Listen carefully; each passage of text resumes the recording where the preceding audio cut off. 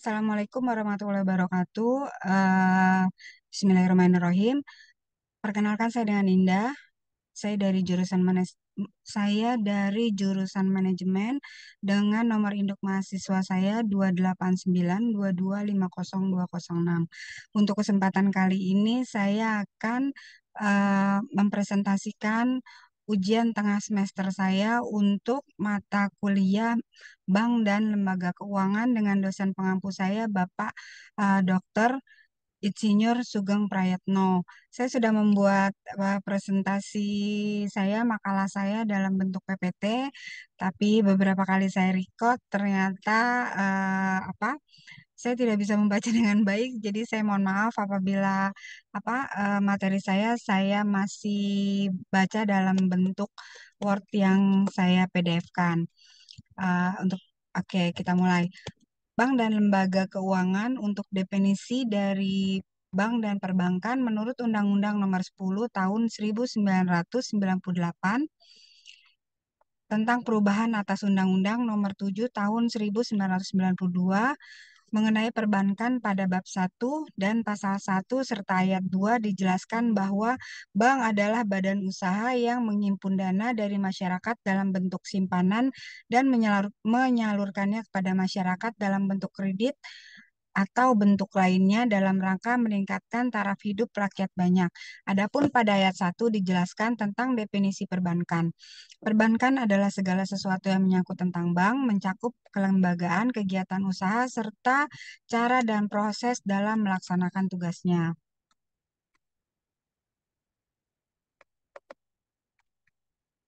Rumusan mengenai bank yang lain juga dapat kita temui dalam kasus istilah hukum Fok Keme Andrea yang mengatakan bahwa bank adalah suatu lembaga atau orang pribadi yang menjalankan perusahaan dalam menerima dan memberikan uang dari kepada pihak ketiga berhubung dengan adanya cek yang hanya dapat diberikan kepada banker sebagai tertarik. Maka bank dalam arti luas adalah orang atau lembaga yang dalam pekerjaannya secara teratur menyediakan uang untuk pihak ketiga. Lembaga keuangan adalah menurut Dahlan Slamet tahun 1995, suatu badan usaha yang kekayaannya terutama dalam bentuk aset keuangan, finansial aset, atau tagihan klaim, misalnya saham, obligasi, dibandingkan aset real, misalnya gedung, peralatan, dan bahan baku. Menurut surat keputusan Menteri Keuangan,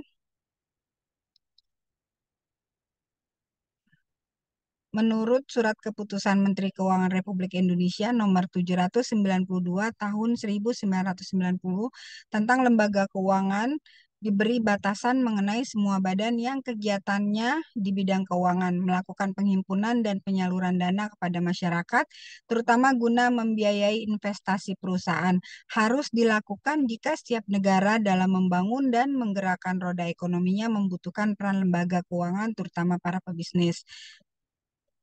Kita boleh kita boleh melihat jika negara yang aktivitas ekonominya tinggi, maka peran lembaga keuangan pasti tinggi. Oleh karena itu, lembaga keuangan yang berada di suatu negara harus selalu berada dalam keadaan sehat.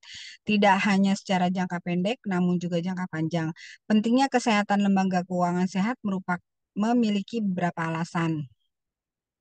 Antara lainnya, keunikan karakteristik perbankan yang rentan terhadap serbuan masyarakat yang menarik dana secara besar-besaran atau bangras sehingga berpotensi merugikan deposan atau kreditur bank. Penyebaran kerugian di antara bank-bank sangat cepat melalui contagion effect sehingga berpotensi menimbulkan sistem problem.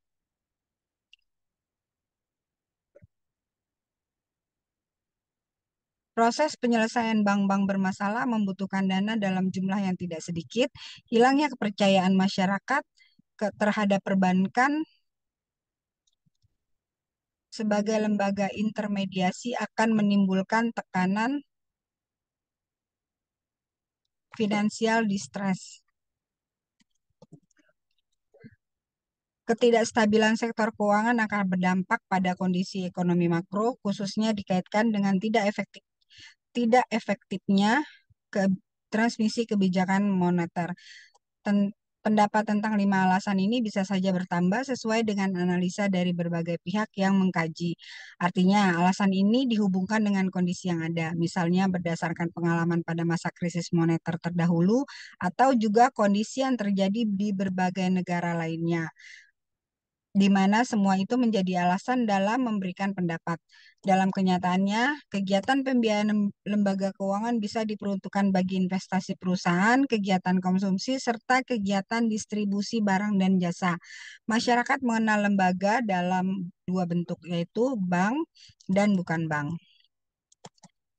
Kedua lembaga ini tentu bisa dirasakan manfaatnya oleh masyarakat sebagai pemecah solusi dari setiap masalah yang timbul. Untuk lebih jelasnya, bagaimana kegiatan antara bank dan non-bank tersebut dapat kita lihat pada tabel berikut di bawah ini. Perbandingan bank dan lembaga keuangan bukan bank. Kegiatannya adalah penghimpun dana dan penyalur dana. Untuk lembaga keuangan seperti bank, itu secara langsung bisa berupa simpanan masyarakat dalam bentuk tabungan, giro, deposito, secara tidak langsung dari masyarakat berupa kertas berharga, penyertaan, pinjaman, kredit dari lembaga lainnya, ditujukan untuk modal usaha, investasi, konsumsi kepada badan usaha atau individu untuk jangka pendek, menengah, dan panjang. Bukan bank hanya secara tidak langsung kepada masyarakat, terutama melalui kertas berharga dan bisa juga dari penyertaan pinjaman kredit atau lembaga lainnya, terutama untuk tujuan investasi kepada badan usaha, terutama titik jangka menengah dan panjang. Seorang praktis, kedua lembaga keuangan ini sama-sama bertugas sebagai agen development. Artinya, keputusan dan peran mereka bukan semata-mata untuk mengejar profit, namun lebih dari itu sebagai pendorong pembangunan. Prudential Principle of Banking, salah satu fungsi dari perbankan adalah menjadi lembaga yang menjembatani mereka yang surplus dana dengan pihak yang defisit. Maka mereka yang surplus menempatkan dana dalam bentuk deposito, tabungan, obligasi, saham, dan lainnya. Adapun mereka yang defisit menjadikan bank sebagai lembaga pencari solusi untuk mengajukan permohonan pinjaman kredit. Proses pinjaman tersebut baru akan diberikan pada umumnya setelah melewati berbagai tahap analisis yang dilakukan oleh pihak apresial kredit atau penilai kredit. Dalam proses penilaian, berbagai macam kriteria menjadi acuan analisis bagi pihak bank, termasuk bisa saja kredit tersebut dibatalkan atau ditunda. Tentunya semua itu diikuti dengan advice dan berbagai arahan lainnya sebagai bentuk perhatian perbankan kepada calon debitur. Dalam perspektif prinsip atau prudential principle of banking atau prinsip kehati-hatian perbankan, maka seluruh keputusan harus dilakukan dengan mengacu pada prinsip kehati-hatian, terutama setiap keputusan yang berhubungan dengan pengeluaran uang seperti penyaluran kredit atau penjualan obligasi serta saham. Kasus kredit macet hingga menyebabkan kolaps sebuah bank menjadi bukti akan ketidakhati-hatian hal tersebut bisa terjadi. Dalam kasus penjualan obligasi, maka di sana ada kewajiban untuk mengembalikan bunga obligasi secara cepat pada waktunya. Jika pengembalian bunga obligasi tersebut sering mengalami penundaan atau keterlambatan, maka citra dan nama bank akan turun di mata publik, termasuk pada mitra bisnis. Dalam konsep manajemen keuangan, ketika pembayaran bunga obligasi sering terlambat, maka memungkinkan terjadinya konversi dan pemegang obligasi kepada pemegang saham. Pada prinsipnya, setiap penyaluran kredit, penjualan obligasi, dan penjualan saham, serta menerima tabungan deposito, maka di sana mengandung liability atau kewajiban yang harus dijawab oleh bank tersebut secara tepat waktu. Jika kewajiban yang tidak dilaksanakan tepat waktu, atau pada saat deposan memiliki deposito sebesar 200 juta dan ingin mengambil uang, maka mereka meminta waktu 3-4 hari. Itu artinya perusahaan perbankan tersebut sedang kosong. Seharusnya ia dapat menyediakan dana tersebut secara tepat. Di sisi lain, boleh jadi nasabah tersebut menganggap bahwa bank tersebut sedang mengalami masalah keuangan dana. Jika seandainya terjadi ras atau penarikan besar-besaran terhadap simpanan deposito dari para nasabah, maka memungkinkan bank tersebut mengalami keguncangan hebat.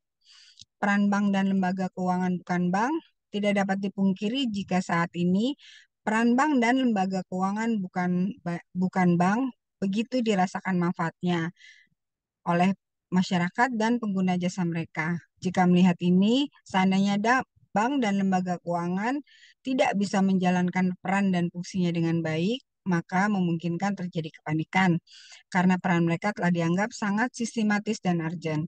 Bank dan lembaga keuangan bukan bank mempunyai peran penting dalam sistem keuangan, yaitu pengalihan aset. Dalam hal ini, bank dan lembaga keuangan bukan bank telah berperan sebagai pengalihan aset yang liquid dari unit surplus ladder kepada unit borrower. Transaksi bank dan lembaga bukan bank memberikan berbagai kemudahan kepada pelaku ekonomi untuk melakukan transaksi barang dan jasa.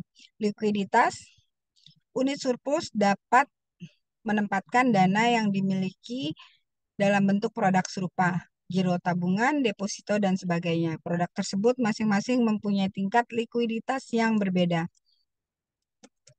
Efisiensi bank dan lembaga keuangan bukan bank dapat menurunkan biaya transaksi dengan jangkauan pelayanan. Jasa dan fungsi perbankan, publik sudah mengenal jasa perbankan sebagai tempat untuk mempertemukan mereka yang surplus finansial dan defisit finansial. Namun sebenarnya ada banyak jasa lain yang bisa diberikan oleh bank yang belum diketahui oleh publik. Jasa perbankan tersebut antara lainnya meliputi jasa pemindahan uang, jasa penagihan, jasa clearing, jasa penjualan mata asing, jasa safety deposit box, traveler check, bank card, bank draft, letter of credit, bank garansi dan referensi bank, serta jasa bank lainnya. Secara realitas, pemberian jasa setiap perbankan bisa berbeda-beda. Perbedaan tersebut sangat dipengaruhi oleh besar kecilnya bank tersebut. Intinya, semakin besar bank tersebut, maka semakin besar beragam pelayanan yang bisa diberikan.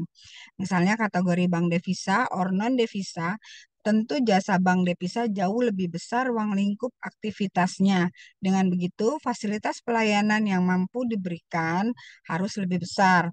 Salah satu contoh ukuran besar kecilnya bank dapat dilihat dengan jumlah kantor di seluruh wilayah beroperasi bank tersebut, seperti memiliki kantor pusat, kantor cabang pembantu, serta kantor cash. Semakin besar atau banyak jumlah kantor yang dimiliki, maka semakin besar jumlah biaya yang dikeluarkan. Artinya, biaya operasional yang mencakup berbagai bentuk biaya seperti gaji karyawan, listrik, telepon, air minum, biaya harian, dan lainnya. Sehingga wajar jika sebuah perbankan melihat tidak efektif untuk membuka kantor cabang pembantu di suatu daerah jika ia uh, maka ia akan memaksa untuk membuka dengan tujuan menghindari terjadinya overcost yang tidak terkendali, termasuk untuk biaya efektivitas dari segi waktu. Maka penting bagi manajemen bank menyeimbangkan kedua ini secara stabil untuk jangka panjang. Mengenai fungsi perbankan dapat dilihat dalam ketentuan pasal 3 Undang-Undang Perbankan yang menyatakan bahwa fungsi utama perbankan Indonesia adalah sebagai penghimpun dan penyalur dana masyarakat. Dari ketentuan ini tercermin fungsi bank sebagai perantara pihak yang memiliki kelebihan dana dan pihak yang kekurangan serta memerlukan dana lack of fund. Dari jasa perbankan di atas, maka ada beberapa jenis jasa perbankan yang perlu dijelaskan agar ada kejelasan yang lebih dalam, atau jasa clearing, jasa safety box. Pada kerahasiaan safety box sangat dijaga, artinya bank sendiri tidak boleh memeriksa isi dari barang yang disimpan, namun boleh diperiksa jika ternyata ada suatu pengusutan karena faktor surat perintah pemeriksaan dari pengadilan. Misalnya pada kasus korupsi yang dilakukan oleh koruptor, disimpan di sana, barang-barang yang diizinkan untuk disimpan dalam kotak pengamanan adalah sebatas pada barang-barang sebagai berikut: mata uang, barang-barang berharga seperti logam mulia, kertas berharga, sertifikat, atau dokumen penting lainnya. Barang-barang lain yang disetujui oleh bank secara tertulis. Travel check, bank draft, letter of credit, jenis perbankan dan perbedaan fungsinya dilihat dari bank umum, bank perkreditan rakyat. Bank perkreditan rakyat serta aturannya itu diatur dalam Undang-Undang Nomor 7 Tahun 1993 Pasal 13 yang selanjutnya telah diubah dengan Undang-Undang Nomor 1 Tahun 1958 pada pasal 13 isinya adalah usaha bank perkreditan rakyat meliputi menghimpun dana dari masyarakat dalam bentuk simpanan berupa deposito berjangka, tabungan atau bentuk lainnya yang dipersamakan dengan itu, memberikan kredit, menyediakan pembiayaan dan penempatan dana berdasarkan prinsip syariah sesuai dengan ketentuan yang ditetapkan oleh BI, menempatkan dananya dalam bentuk sertifikasi bank, deposito berjangka, dan tabungan pada bank lainnya.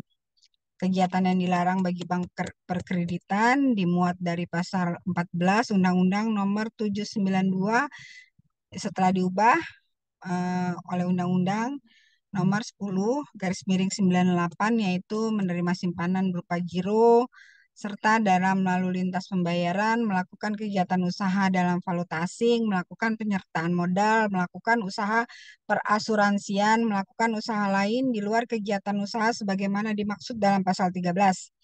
Bank kontroversial dan bank syariah saya bahas di bawah ini. Dan pembahasan tentang bank syariah ini khusus dalam satu bab tersendiri agar para pembaca dapat memahami perbankan syariat tersebut secara lebih komprehensif. Lembaga pembiayaan diatur oleh Keputusan Presiden Nomor 61 Tahun 1998 tanggal 20 Desember 98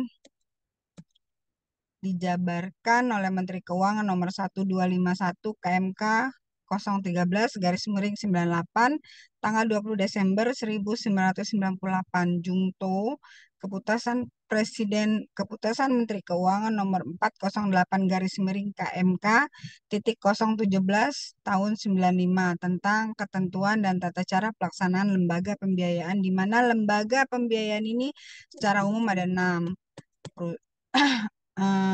antara lain sewa guna usaha, modal ventura, jasa anjak piutang, pembiayaan konsumen, perusahaan kartu kredit, perusahaan perdagangan, dan surat berharga.